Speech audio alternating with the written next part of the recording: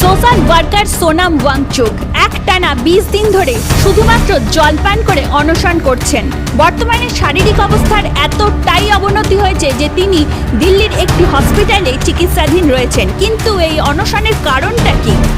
NEET Yuji পরীক্ষার প্রশ্নপত্র ফাঁস হওয়ার ফলে দুবার করে পরীক্ষা হয়েছিল। প্রথমবার পরীক্ষা হয়েছিল 3রা মে, তখন পরীক্ষার্থীর সংখ্যা ছিল প্রায় 22.5 লক্ষ।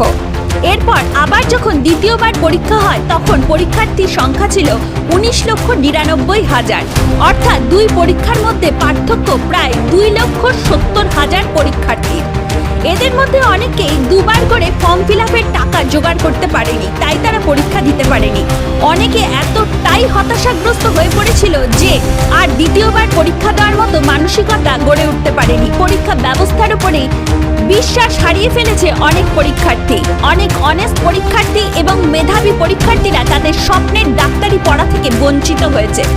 এর আগেও ভগৎ সিং অনশন করেছিলেন, তখন ব্রিটিশ শাসনাধীন ভারতবর্ষের জেলের বন্দীদেরকে খারাপ মানের খাবার পরিবেশন করার জন্য। এর আগেও 1984 সালে সোনাম ওয়াংচুকের বাবা সোনাম ওয়াংগিয়াল অনশন করেছিলেন লাদাখের শিডিউল ট্রাইব কমিউনিটিদের জন্য, এবং তখন তৎকালীন প্রাইম মিনিস্টার ইন্দিরা গান্ধী স্বয়ং এসে তার অনশন ভেঙেছিলেন, হাতে করে জুস খাইয়েছিলেন এবং তাদের ডিমান্ড ফুলফিল করেছিলেন।